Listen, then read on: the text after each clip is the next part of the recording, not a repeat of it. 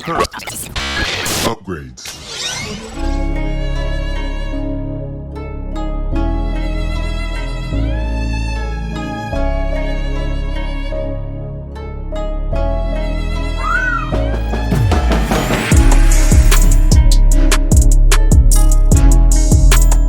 Hey, what's going on there, everybody? This is Sammy Leggett here representing TeamJVS, here to give you guys a review straight from South by Southwest. I'm talking about Tetris. Tetris is soon to be available on Apple TV Plus, and I'm going to go ahead and tell you this. You do not want to miss it. Tetris, I'll tell you, I was excited because, I love Taron Egerton. I think he's an amazing actor, and I didn't know what I would get from this. But this was one of the best movies I've seen this year. Like, it was engaging. Like, it kept the pace moving. Great dialogue. It was a lot of good back and forth witty banter. It's just a great film. But I'm going to go ahead and kind of dissect all this. So, Taron Egerton's character plays the role of Henk Rogers. Henk Rogers is basically a developer, and he kind of had this application or game called Go, and he went to this convention, CES, and he happened to stumble across Tetris, and he's kind of like, wow, this is the most amazingly engaging game I've ever played. Like, what is going on? Why is this not all over the place? And so for him, he saw it as a opportunity, and from there, we know, if you don't know, if you're not from my generation, Tetris is one of the most addicting games of all time. As a matter of fact, the building blocks off of the games that we have now, whether it's Candy Crush or whatever, are built off of, of what Tetris did. And if you had a Game Boy back in the day, you definitely know, because that was one of the staple games for, Nintendo's Game Boy. So quick refresher on if you don't know what, Tetris is, which you should know.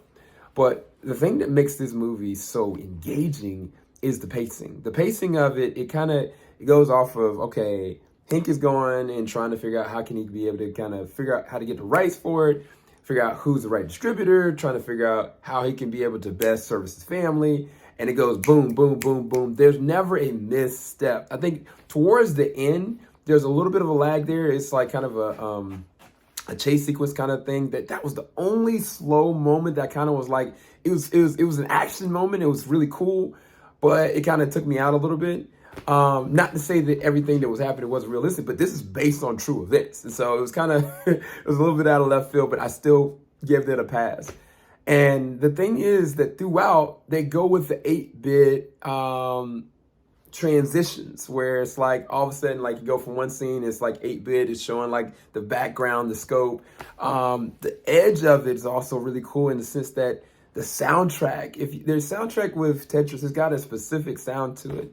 And even back in the day with a lot of the Game Boy games, they had like this very interesting kind of style to them. And that was throughout. Like the soundtrack for this was great. And the thing about it, when I talk about tone, I think that's the interesting, engaging thing about this. There are moments where this is like you're just grinning ear to ear. Like if you've seen like, that's a good example, The Big Fix, or I'm trying to think of a good one that's a good example of this, because there are moments where it's very serious. And it's like, oh man, this is messed up. Like there's serious ramifications to this. What's going to happen here?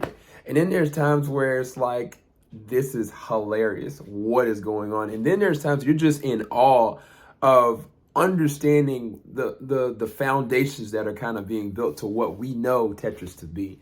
And I think a part of that is contributed to the writing, that the way that this was directed, my beard, and the way that this was written, like this was a perfect symmetry of great story that's technically a autobiography of Tetris, but allowing engaging involvement. Because it's kind of like, this could easily be like, oh, well, dramatified, but no, they kept it upbeat because they showed different progressions of understanding Henk as a character, understanding like the creator, Alexei as a character, creating world building in the sense of like one place you're in Tokyo, another place you're in Russia, Moscow, and some places you're in America. And there's a lot of different dissensions that's going on.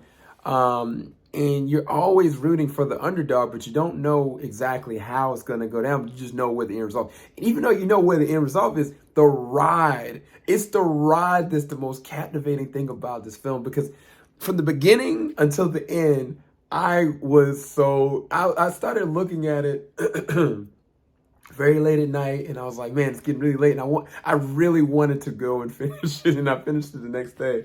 But dude, like, this is one of the best films I've seen this year. I know this is a very short review, but for me, this is either a 9 or a 10 out of 10. Like, I could go and watch this movie again and again and again. And again, there are certain movies that are, you know, they are staples. Like, they are profound. Like, you know, Shawshank Redemption is a profoundly amazing movie. Like, The Father with Anthony Hopkins, that's one of the best films. You know, even last year, looking at Close, like, that was a great film. But then there are other films that are in their own right just great, and they're rewatchable. Like, I think what would fall into that line would probably be Top Gun Maverick. And just for 2023, that is Tetris. You got to watch it. I promise you. Even if you're a gamer or not, just the story is gonna intrigue you. I may go and just have my wife go and watch it with me right all over again. I thank you guys so much for watching. Make sure you like, subscribe, hit the bell button, and thank you again to South by Southwest for the opportunity of being able to check out this amazing film. I'll talk to you guys soon. Peace, people. Filing out the top of the I can see the skyline, 50 mile radius on my timeline. Ain't nothing on my mind, oh Lord.